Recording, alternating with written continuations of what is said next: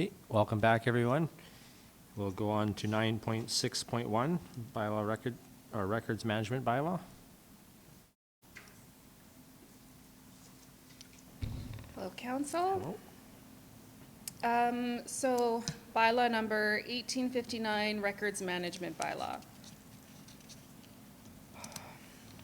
In 2023, administration completed a fulsome review and analysis of the current state of municipal record management with the support and guidance of a consultant. This was done as part of Phase 1 of the Electronic Data and Records Management System project. We are now moving into Phase 2 for this project, and administration is proposing updates to the MD of Bonnyville's records management program to enhance the organization and accessibility of records for staff, as well as increase efficiencies throughout the whole municipality. In 2017, the current records retention and disposition bylaw, which is number 1658, was passed, which included a generic retention schedule created by Municipal Affairs in 2014. While the schedule is a good guideline, it can be very difficult to follow and understand, and it does not fully capture our current situation, including records processed and utilized by the municipality.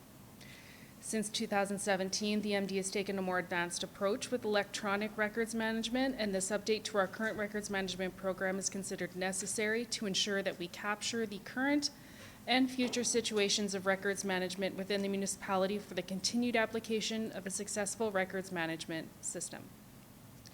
The new proposed bylaw number 1859, Records Management Bylaw, replaces the current bylaw 1658 and focuses on the importance of meeting legislative and regulatory requirements with storage and access of personal information, FOIP, and records in general.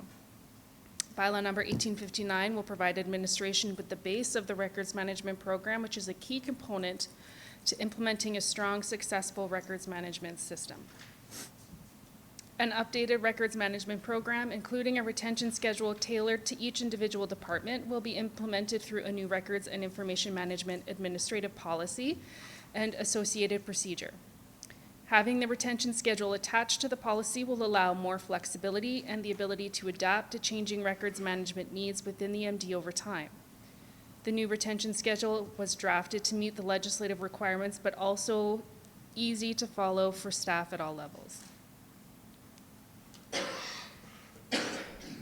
The Committee of the Whole reviewed this bylaw on February 20th and are recommending that Council pass this bylaw as presented. Reference to strategic plan is the emergent issues for tactical plan, the enhanced communication within and between municipal departments. This updated program will enhance collaboration across the organization. There are no associated costs with this. All funding for the project has been approved through the budget.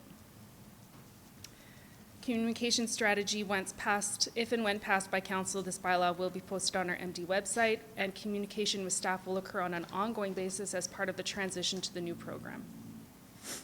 So today we were hoping to get first reading at our last meeting. At the last regular meeting on February 27th, however, we were unable to do that. So today, in order to have the bylaw passed in time for us to start migrating departments into the new program before the next meeting, we're hoping to have all 3 readings today.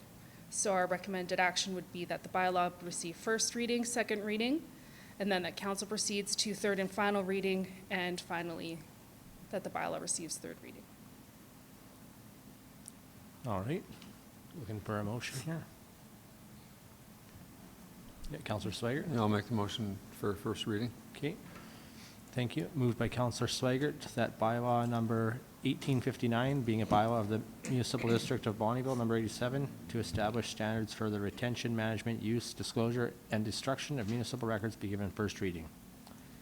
Any discussion on the motion? Seeing none, I'll call for the vote.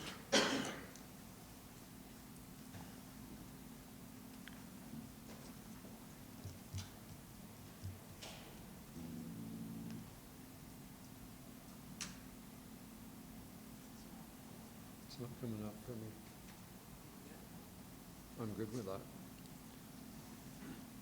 Okay, looking for another, that's carried, thank you. Looking for another motion. I'll make a motion for second reading. Okay, it's moved by Councillor Subchuk that bylaw number 1859 be given second reading. Any discussion? Seeing none, I'll call for the vote.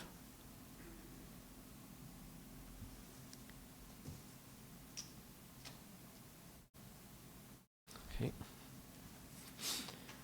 All right. Does someone want to move that we go to third reading?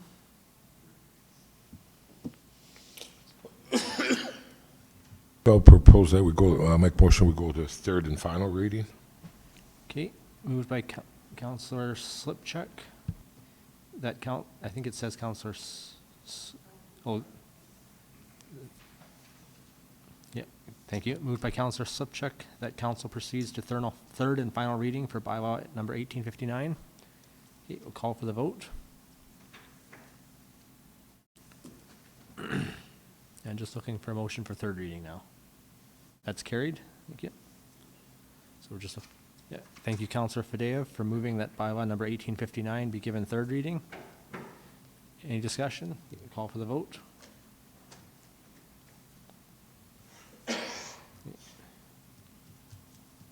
That's carried. Thank you. Mr. Chair, Yes, sir. what is our storage? Where do we store stuff? Is it the cloud or we have hard storage? We use a combination right now of paper records that we store as well as electronic storage. We use a combination. Is that off-site though, or is that? Yes. Yes, The okay. paper copies, some are stored here. The stuff that's required to be retained longer but not necessarily needs to be accessible to staff is typically stored offsite.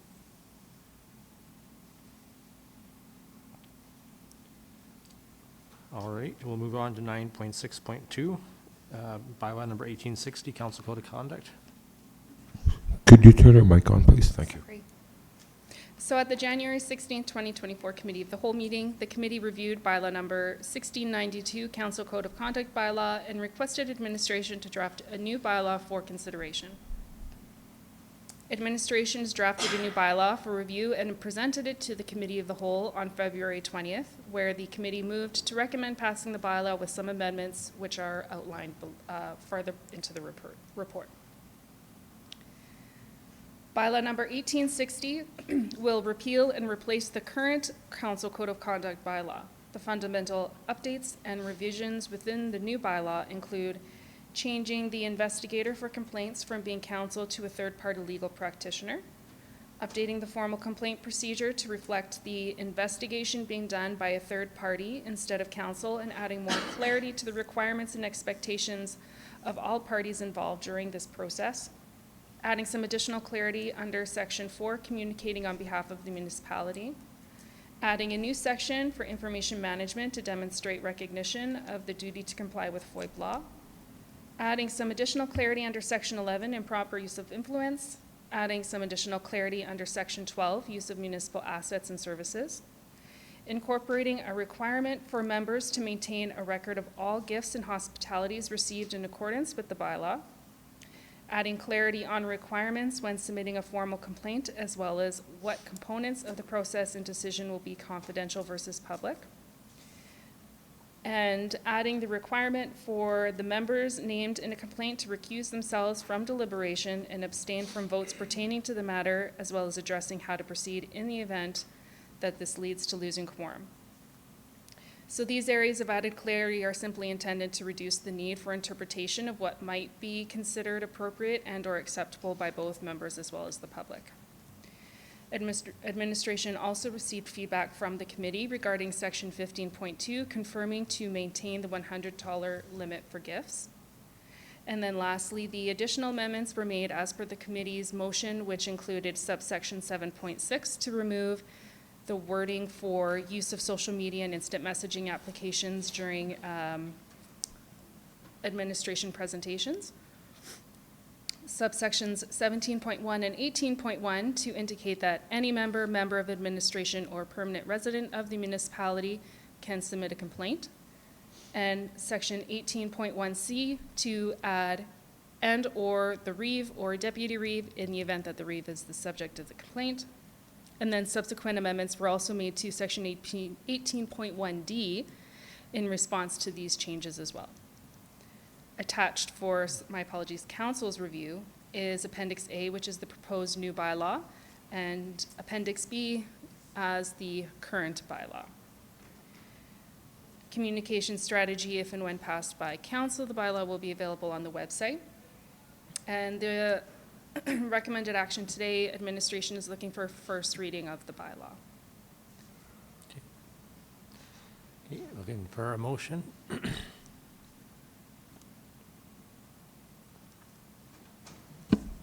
I'll make a motion for first reading. Okay, thank you, Councillor Subcheck, for moving that bylaw number 1860, being a bylaw of the Municipal District of Bonnyville, number 87, to establish a code of conduct for members of council, be given first reading. Any discussion on the motion? Okay, seeing none, we'll call for the vote.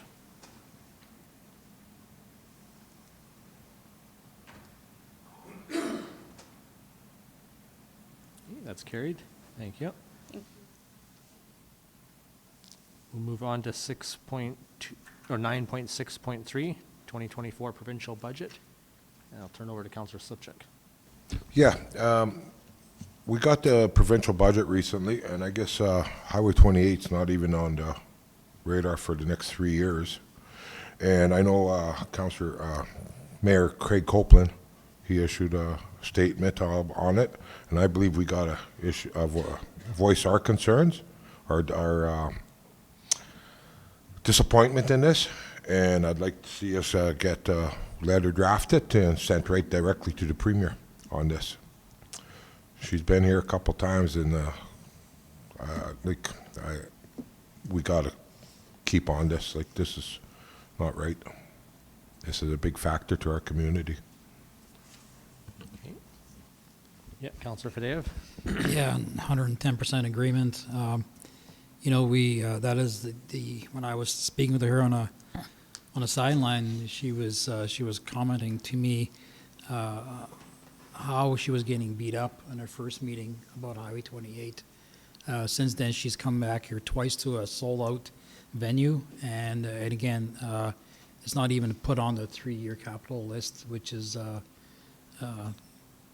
definitely a head-scratcher. I'll have to understand the reasoning behind it, but yeah, the letter should go directly to the Premier on our concerns, 100%. Okay. Do you want to make somebody making a motion on that to make it official? Sure, I'll make a motion Okay. to address our concerns to Premier Daniel Smith about the lack of funding for Highway 28. Yeah, make sure we stipulate our disappointment in this, in their decision. Yeah, I think the administration will come up with a letter, and we'll, guess we'll review it before it gets sent out. Just wait for the motion to come up, and then we'll read it. And it'll come a whole lot quicker since I'm not typing it too. Thank you, Councillor Fadea, for moving that council directs administration to draft a letter from the Reeve to the Premier regarding concerns with the omission of Highway 28 from the 2024 provincial budget. Any discussions on that? Yeah, Councillor Swigert and Councillor Fadea. Yeah, it was not only just on a 24 budget, but the actual, the 3-year capital plan as well, that it's not captured in there. Because at least if it was on the 3-year capital plan, we kind of feel a little good, but there's no feel goods here. It is, Especially not when you drive the highway, right? yeah, it is direct. Yeah, it's as long as if they have not heard our concerns, and they've heard them loud and clear, and love to know the reasoning why. Okay, does that capture your? Oh, wait, I'll read it then. Mr. Chair, Yeah. if I could add, would council have any interest in adding to the resolution to have the approved letter also released to the press? Oh, I love that. Okay.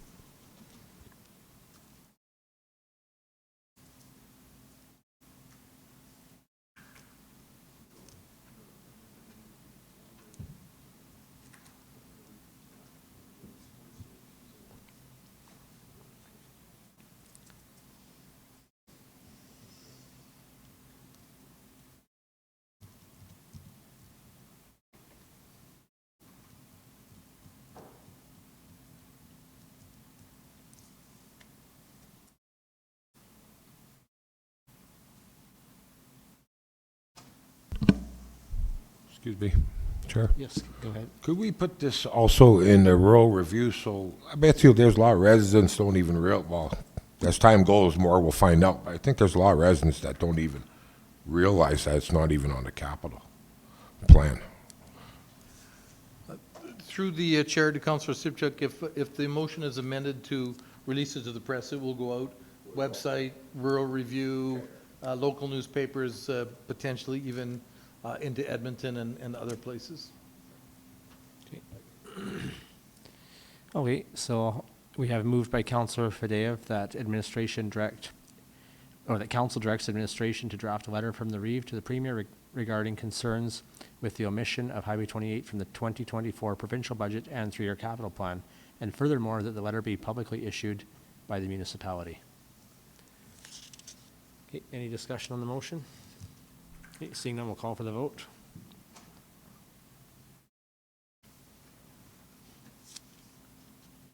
Okay, that's carried. Okay, 9.7.1, council invitations. Thank you, Mr. Reeve and members of council. Three invitations to speak on today. The invitations to non-charged events, the Bonneville Centralized High School graduation ceremony, June 22nd, 2024. You can see the official invitation in Appendix A. The Bonneville Centralized High School is hosting their 2024 graduation ceremony on the 22nd of June, 2024 in the gymnasium. The ceremony begins at 1 p.m. and the graduation banquet commences at 6 p.m. And they have requested that the Reeve or delegate attend and speak on behalf of the MD of Bonneville. There are two charged events that are looking for support. The Ronald McDonald House Charity Annual Charity Golf Classic, June 15th, 2024. And you can see the invitation in Appendix B. Ronald McDonald House is hosting their annual Charity Golf Classic on June 15th at the Cold Lake Golf and Winter Club. Registration for a team of 4 is $600, includes a shared golf cart, 18 holes of golf, food, drinks, raffles, auction, and prizes. The third event is the Cold Lake Regional Chamber of Commerce Annual General Meeting and Breakfast with MLA Scott Sear, March 22nd, 2024, at the Cold Lake Regional Chamber of Commerce, and they're hosting their annual general meeting on the 22nd of March of this year at the Best Western Conference Room, commencing at 7:30 a.m. to 9:30 a.m. with Speaker Emily Scott Sear. Registration is $15 per person, including breakfast.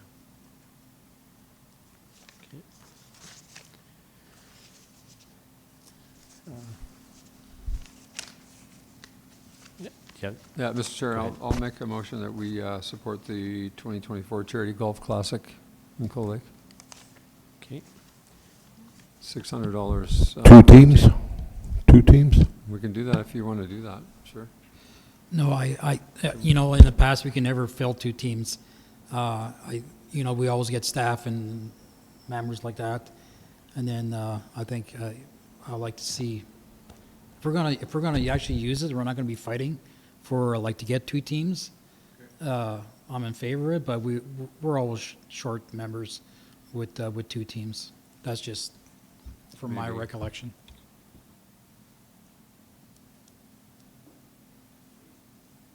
You can amend the motion if you want. Whatever. Well, I'm not going to dispute that because I can't remember what I did yesterday. I mean, it's not hard to get 4 people. If you got a guy and his wife and another guy. and Because his just wife. not council, we could use, you get some of the MD staff even. And I don't recall us having any issues last year, did we? Well, again, it comes into play where, we want MD staff to go through, but yet we ask them they're going to get paid for it. Of course they are. But I mean, I think they have a lot of important things to do. This is a thing about, mingling with other municipalities, and this is basically just a political thing.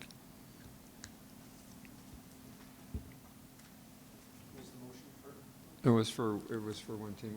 June 15th, though, is that June 15th is a Saturday? or is that- Saturday, yeah. Yeah. I mean, I would ask admin if he would suggest that we'd, if you don't get 4 counselors and their wives, and would admin be willing to have some staff? And they have in the past, so. Through the chair to council, we can certainly find some staff who may be interested. We'd prefer that that would be a last resort as opposed to the go-to position. There's always the opportunity to have one team, and and just give $600 to Ronald McDonald House if we can't come up with a second team. Because the issue here is about the donation and not about how many people will go golfing. Yeah. Okay, So I'll make the motion to go for 2 teams if Councillor Slipchuk think that's a good idea too. Yeah, I agree with that, because we even have a person on staff that utilize that place, and I show our support. Okay, that's the motion. okay. Did we capture the motion there? Okay. Okay, thank you, Councillor Swaggart, for moving that council approves registration of 2 teams of 4 for the Ronald McDonald House Charity Golf Classic to be held June 15th, 2024 at the Cold Lake Golf and Winter Club at the cost of $600 per team to be funded from the 2024 Council Public Relations budget. Any discussion on the motion? Okay, seeing none, we'll call for the vote.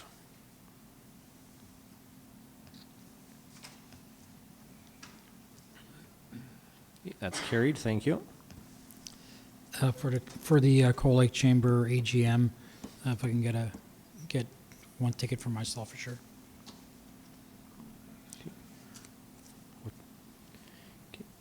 What day is that on? That is the Friday. Would anyone else like a ticket, or are we just That's right after purchasing one? our RMA, so it's the Friday is the 22nd, Oh. and that's 7:30 to 9:30 in the morning.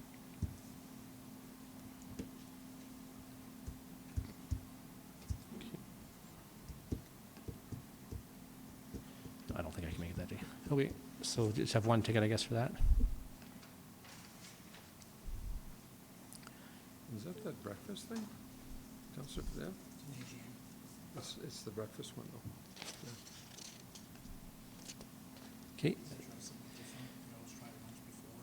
Moved by, thank you, Councillor Fadea, for moving that council approves registration of 1 councillor for the Cold Lake Regional Chamber of Commerce Annual General Meeting and Breakfast with MLA Scott Sear to be held March 22nd, 2024 at a cost of $15 per person to be funded from that councillor's respective 2024 conference registration fees budget.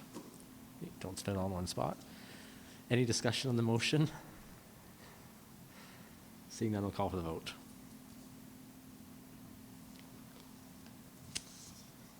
Okay, that's carried, thank you. Okay, and then we had one more invitation there, the Bonnyville Centralized High School. Somebody want to make a motion for the Reeve to attend? I'll make a motion for Reeve Klinsky to attend. Okay, I think, or deputy would be an important thing to put in. Or a deputy. he should be back for that. Guess he's not back.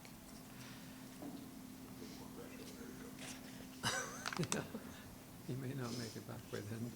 Josh, you'll enjoy that. That's why they pay you the big bucks. Okay, moved by Councillor Slipchuk that council approve the Reeve or Deputy Reeve's attendance at the Bonnyville Centralized High School 2024 graduation ceremony to be held June 22nd, 2024. Any discussion? We'll call for the vote.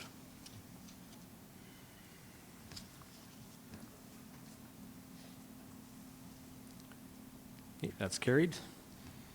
We'll move on to section 10, correspondence and information. Thank you, Mr. Chair and members of council. I won't do a blow-by-blow on every piece of correspondence. It's all fairly standard. I did give you an addition this morning. We received a letter late last week regarding the Bonnyville pool and the price increases to that, now up to $44 million at today's numbers. Okay. Any discussion or motion on this? Mr. Chair, no, I just had a question about the Western Truck and Trailer letter. Nice letter. Is this because we buy stuff from them? Is that why we're getting a letter from them?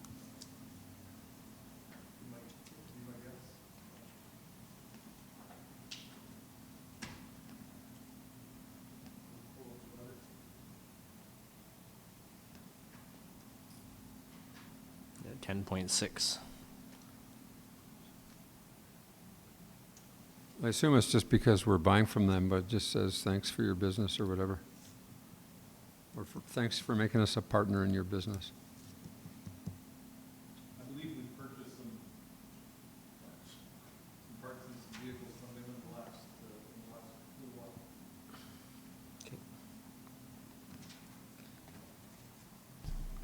Yeah, Counselor Slipchak. Yeah, I'd like to point out letter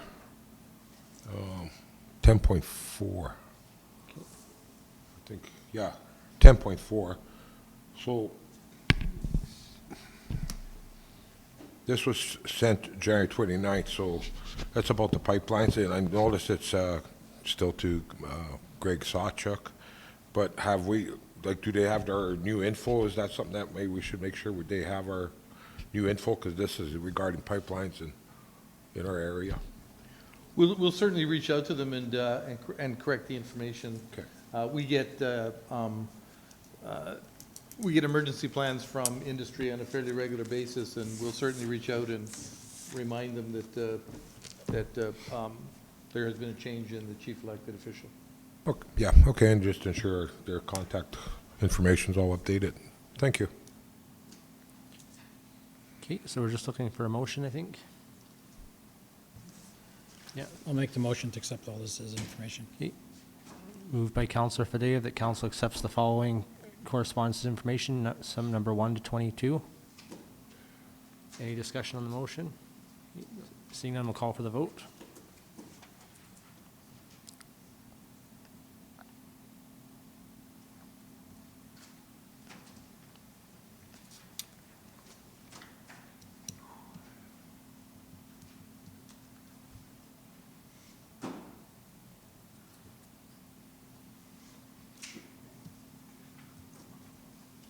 Okay, that's carried. Thank you. All right, reports from members of council. Councilor Swaggart. Thanks, Deputy Reeve. So C2 meeting on the 26th of February, an update on their fire alarm system. It's been replaced and it's all complete now, so they don't have to worry about the fire alarm system anymore. There was a note about the utility increase. So for 2025, because of their heating systems and their cooling systems, they know their utilities are going to increase by about $100,000 in 2025. So I guess we have to adjust our budgets accordingly for that. I think the C2 was going to reach out to the town and the MD about ways to reduce the cost of utilities, so maybe that'll happen. The C2 is going to install a Ninja course, 150-foot long Ninja course in April sometime over the little ice rink that's not used in the summer, the little kids rink, I think it is. And then they're installing a dodgeball, or they're going to come over the dodgeball league in April. They're still working on the ice plant condenser quotes, and they've got the funding for that, so that should proceed this spring and summer. Alberta Care Conference in Camrose, 28th of February. The conferences are quite good because you actually tour some of the facilities, and interesting around Camrose, they have 2 landfills. One was called the, what's the name of that one? West Dried Meat Lake Landfill. Interesting because we've been talking about that landfill for several years on some of these other waste management committees. They're hauling waste from Banff and Canmore to that landfill. The reason I'm bringing up these 2 landfills because they're close to Camrose. The one Camrose regional landfill is not profitable right now. They're charging $150 a ton. And so this other one is charging $40 a ton. So of course everyone's, taking all their waste to that one. So I guess just a point that they can actually run a landfill and charge $40 a ton for tipping fees, and it's profitable. And so tours of poly-ag recycling in Bashaw. So it was actually a neat place to see where they take all the farm grain bags and different things and recycle them. And one of the interesting little side stories with that one is the Nespresso bags that people get when you use Nespresso's coffee and then recycle that. They were given a bunch of these recycling bags from Nespresso to try to recycle. It kind of failed for them, though, because they were still full of coffee pods. And at that conference also, they talked about the extended producer responsibility, which is important for Alberta because we're the last province to sign on to the EPR, or Extended Producer Responsibility Program.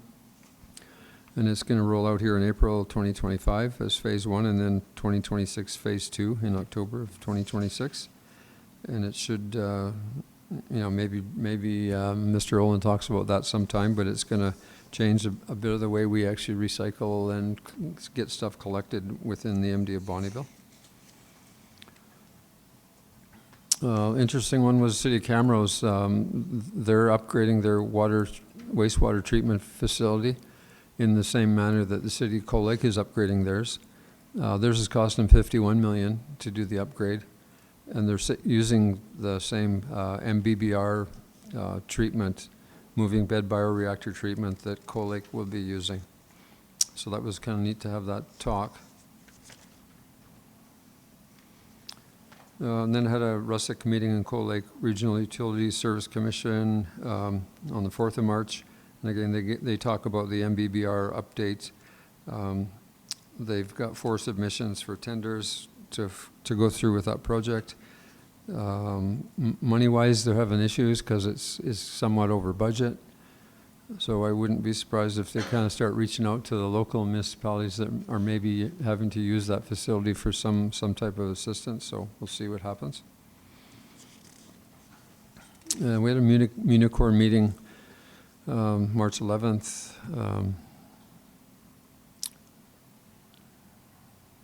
And we have, so Mr. Bespalko actually contacted Marianne from Municorp to come up with some corrections or whatever to our trail bylaw. So our council has to approve this trail kind of usage bylaw. And so that's coming to us. I'm not sure, Mr. Bespalko, when it will come back, but probably within like a month or 2 or something, we'll see that again, I'm thinking. There was a discussion about Lisa Roper Outdoors as part of the Municorp discussion. And so she does outdoor fishing episodes, and so there's an episode going to be filmed at Little Bear Lake, which is along Primrose Highway. So it'd be kind of interesting to see how that goes for the area. It's kind of a good sales thing for the area.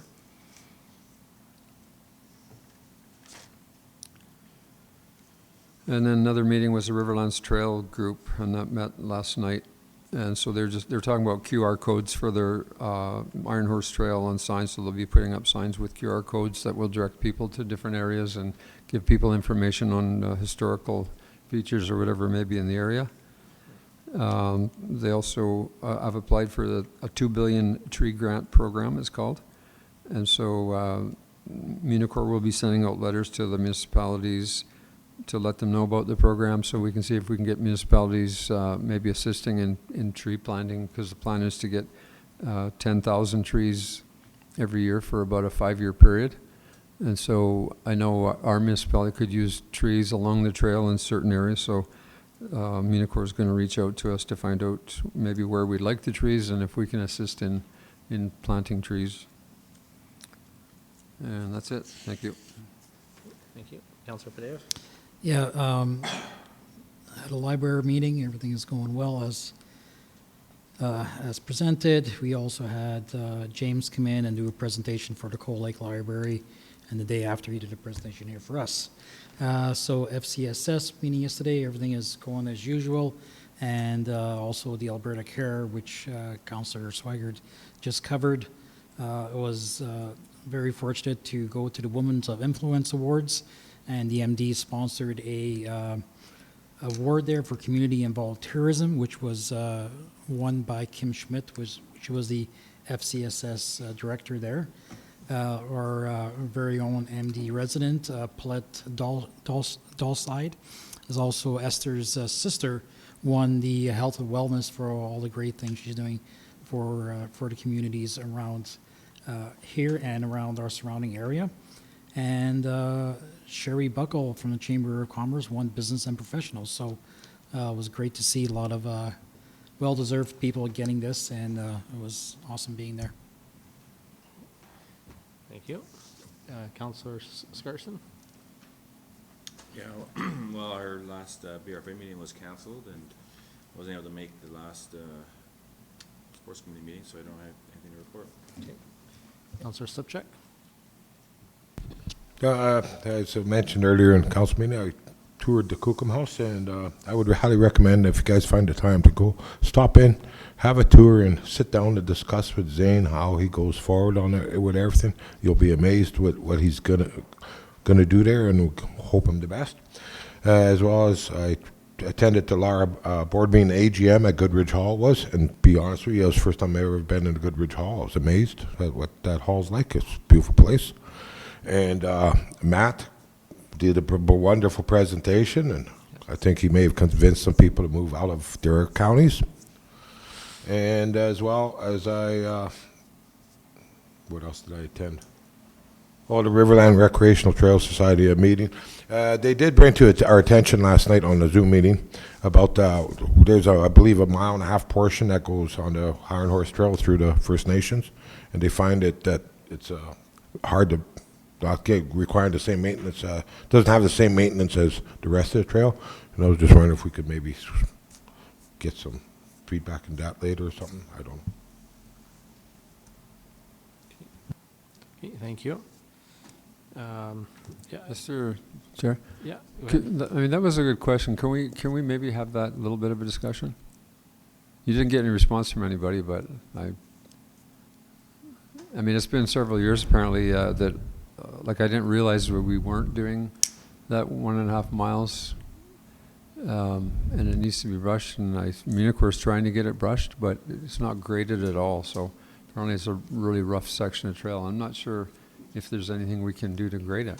But that's First Well, Nations. I would say there's something that would Well, there's- we as council would have to reach out to First Nations Yeah, it's and different. try to.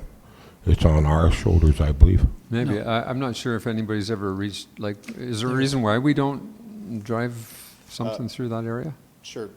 Through the chair to Councillor Swigert and to all of council, it's my understanding that that each municipality takes care of the trail in their municipality. That section is not in our municipality. We avoid it because it's from history. I guess it was difficult to gain the permission to go into there, and we just haven't attempted it since. I understand the issues; they've been relayed to me as well. But at the end of the day, that part of the trail is not in the municipality, so we're not required to maintain it.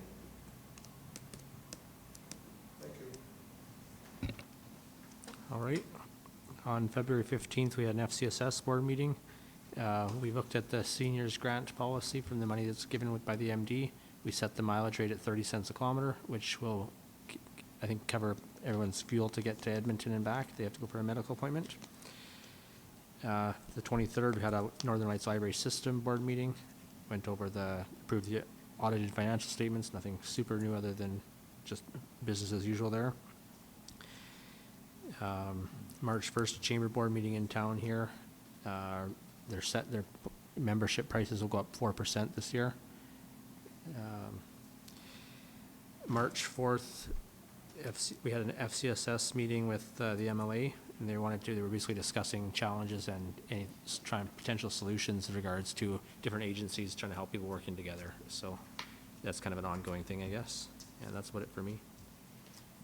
So, yeah, go ahead. Yeah, in regards to the FCSS meeting you guys had, I've been hearing lots of issues with the centralized system that they have. I don't know if you guys are. That was a lot of what the discussion was on. Yeah. I mean, this whole centralized system that the province has adopted seems to be not working well for rural Alberta. Yeah. And So people call in with an issue, and it goes to a call center. They go to Alberta Supports. They call in. It goes to Grand Prairie, and then they triage stuff. And if they think it's important, they call back here. But FCSS is supposed to be a prevention thing, And it does usually not severe enough to be recognized as prevention until it's a crisis. Right, And that's when we get notified here, is when it's already at crisis stage. So it's not working at all, like you're saying. right. So you said you were talking to the MLA about that? Yeah, we're talking to them. And what are his recommendations and what are his actions? He was asking for the directors for specific examples, so he can take the specific examples, as opposed to just saying it's not working to the ministry. And if you can take some specific examples. So I think some of the So- directors that were there were going to get some specifics for him. Yeah, when it's Take- specific examples, how are they supposed to gauge that when everything's going to a central system? Yeah. How are you supposed to gauge what's coming from where? The central system doesn't work. I don't get it. Can Because you there's explain something- that a little bit more? So FCSS locally here in Bonnyville or Cold Lake, if anybody has some kind of family concern or whatever, transportation or whatever, they can't No, get it's- service it's- here? It's not so much that, it's just that certain things would be, if they're going, I think it's more through Alberta Supports or different other agencies. And I'm not sure with all the other agencies, I don't sit on any of them except for the FCSS, so I'm not too familiar with all the other agencies. But some of the stuff is going to Grand Prairie, and it's getting triaged there. Yeah, I can't speak to it fully. Yeah, say, you have this child in need, and they're taken away from their parents. Where do they call? They call a central system. Now they're getting the runaround of, where they're from, where are they, and then they get rerouted to another municipality, and it's not done within the area. So it's taking the, the localized touch away, and it's that's going right. to a centralized system. Well said. Yeah, so hopefully that can get fixed up here soon. Sure doesn't sound like a reduction in red tape. No? No, I agree. All right, that's it for me. So we're moving to, looking for a motion, I guess, to go to close. Mr. Chair, just one thing while we're talking about committee reports is on Friday, we're having our first Site Link committee for the Site Link Economic Development initiative we're doing later this year. We would ask for this committee that one council member be, and it kind of came up late, but that one council member be either voluntarily or be appointed to sit on that committee for SiteLink. It'll be several meetings, and then SiteLink will happen, and then it's just kind of as part of the planning for that SiteLink Economic Development Initiative. So my recommendation would be the person who probably sits on the hub, the counselor, and I'm not even sure, I think Councillor Slipchuk or Councillor Scarson, who sits on the economic development already, but we would like one person to volunteer or be appointed by council to assist on that committee while we're setting up and organizing that SiteLink initiative.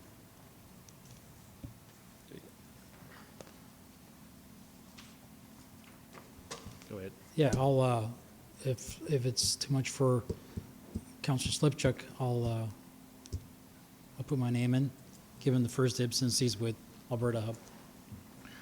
FYI, the first meeting's on Friday. Friday, where and what time?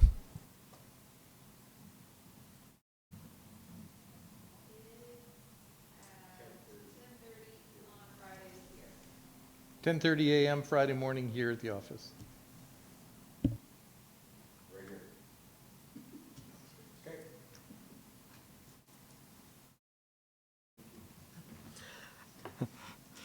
All right, we're just looking for a motion to go into closed session. I'll make a motion to go in closed session. Okay, we have a motion thank you, Councillor Slipchuk, for making a motion to go into closed session. I'll call for the vote on that.